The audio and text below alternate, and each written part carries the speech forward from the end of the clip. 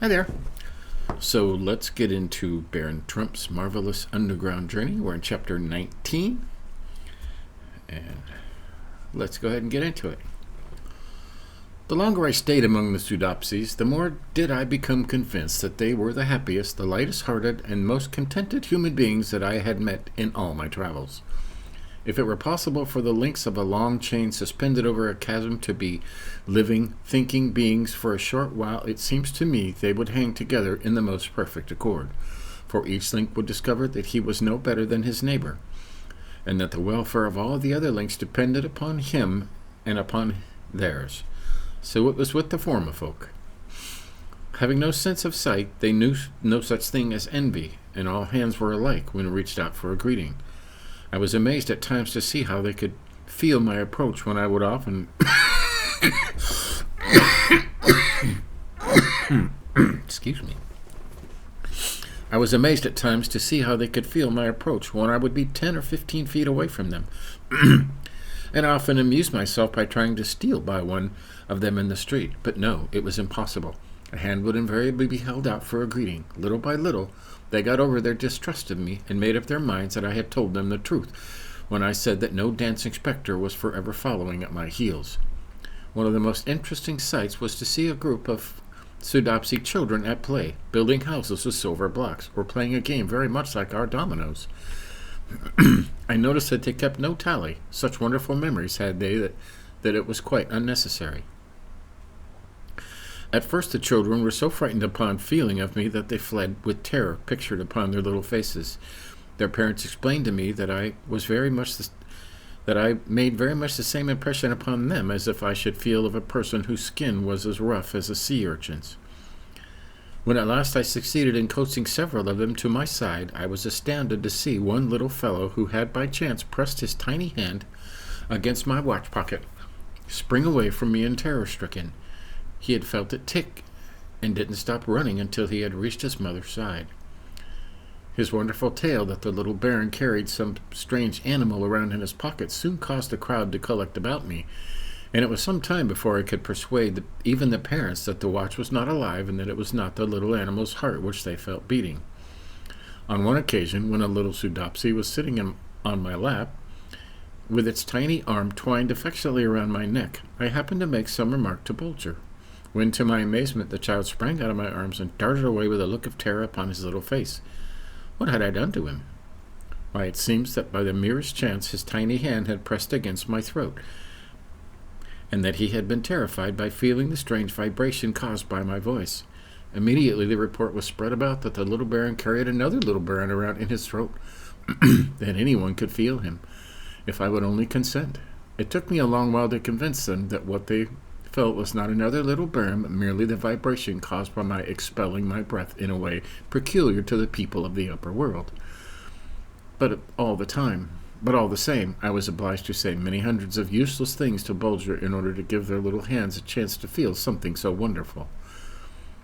From the little I have told you about the names of the Formifolk, dear friends, you have no doubt understood that their names took their rise from some physical quality, defect, or peculiarity. Besides the name that I have already mentioned, I remember sharp chin, long nose, silk ears, smooth palms, big knuckle, nail off, hammer fist, soft touch, hole in cheek, or hole in chin, dimples, crooked hair, calyx, and so on, and so on. But to my amazement, one day when asking the name of a young girl whose long and delicate fingers had attracted my attention, I was informed that her name was Singing Fingers, or possibly I might translate it Music Fingers. I had noticed that the Pseudopsies had some idea of music, for the children often amused themselves dancing, and while so engaged beat time with their fingertips on each other's cheeks or foreheads. But I was completely in the dark as to what they meant by singing fingers, or why the young girl should have been so named. Hence I was greatly pleased to hear the maiden's mother ask me whether I would like to feel one of her daughter's songs, as she termed it. Upon my acquiescing, the mother approached me and proceeded to roll up my sleeves of my coat until she laid my arms bare to the elbow. She then took my arms and clasped them across my breast, one above the other. Bulger watched the proceeding with somewhat of displeasure in his eyes. He had half an idea that these silent people may play some hurtful trick upon his little master. but my smile soon disarmed his suspicion. Singing Fingers now drew near, and as her sweet face with its sightless eyes turned full upon me, I could hardly keep back the tears.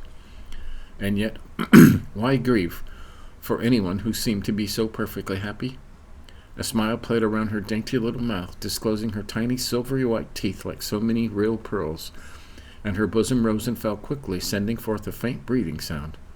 She looked like a radiant child of some other world, that before I thought, I cried out, "Speak, oh speak, beautiful child." In an instant she drew back affrighted, for the sudden vibration of the air had startled her, but I reached out and touched her hand to give her understanding that she need fear nothing.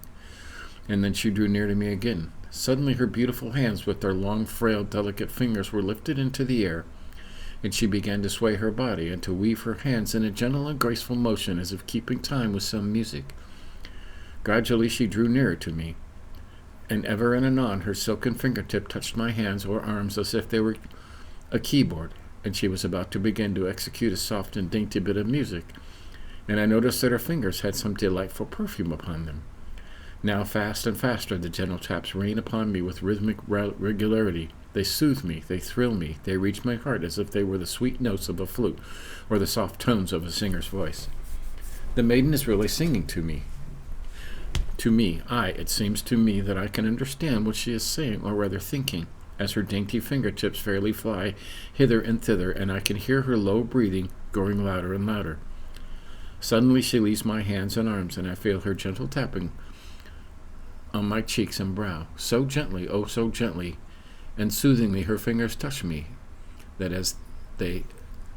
at last they feel like rose leaves dragging across my face. The sensation is so delightful, so like the soft touch of sleep to weary eyes, that I drop off in good earnest, and when after a moment or so I open my eyes, there sat the smiling form of folk waiting for me to awake, and there stood the radiant visaged Singing Fingers in front of me, childlike, waiting to be commended.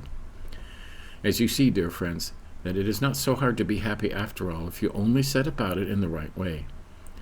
The form of folk seem to have set about it in the right way, judging by the results, and they are the only things we have to judge by. Some men will fish all day and not have a bite, and some people will try their whole lives to catch happiness and not get any more than a nibble. They don't use the right kind of bait. Let them try a kind act, a live one. There was something I wanted to ask of the learned Barrowbrow. So next call I made on him, I put this question to him. Is it possible, learned master, that thy people have absolutely no guide, no overseer, no rulers? The great scholar of the Formofolk ceased reading the 4 books which lay open before him, one under each hand and one under each foot, as I handed him the silver tablet. Little Baron, was his reply, if there were only a bramble bush big enough for all you people of the upper world to jump into, if you could only get rid of your ears, you would soon be rid of your rulers who oppress you, who prey upon you, for no one would have any desire to be a ruler if there was no one left to look at him, and if you couldn't hear what the flatterers said about him. Vanity is the soil that rulers spring from, as the mushrooms spring from the rich loam of our dark caverns. They pretend that it is the exercise of power that they are so fond of. Believe them not. It is the gratification of their vanity and nothing else. If it were only in thy power to say to every man who itched to be a ruler, well and good, brother, a ruler thou shalt be. But bear in mind, weak man, that when thou hast donned thy gaudy uniform and mounted thy gaily caparisoned steed, wow, when thou ridest at the head of the troop and cavalcade, when 10,000 armed men follow thee on foot as slaves their master, and the plaudits of the foolish multitude rend the air, no eye shall witness the splendor of thy triumph, nor ear catch a sound of thy deafening cheers. Take my word for it, little Baron, no one would want to be a ruler any more. Where there are no rulers, little Baron, continued the learned Barrowbrow, there can be no followers. Where there are no followers, there will be no quarreling. When it becomes necessary in our nation, we form a great circle for deliberation. Each man writes out what he thinks on his tablet. Then the opinions are read and counted, and the majority rules. But we form the great circle only in times of urgent need. Generally speaking, the smaller circles answer all the purposes. In fact, the family circle is in most cases quite sufficient. I touched first Barrowbrow's heart in token of my gratitude for the many things which he had taught me, and then the back of his head to bid him good night. You may imagine his and my delight, dear friends, when the wise Bulger raised upon himself his hind legs with his right paw, also thanked the learned Brow, and then bade him good-bye with a light tap on the back of his hand. Fortunate traveler, wrote the learned Sudopsi, attended by so wise and watchful a companion. True, like a child, he goes on all fours, but by doing so he brings his heart and his brains on the same level. The only way for a man to wear them, if he would do his fellow creatures any good. The trouble with thy people in the upper world, little baron, is that they think too much. They clasp minds instead of clasping hands. They send messages with gifts instead of giving themselves.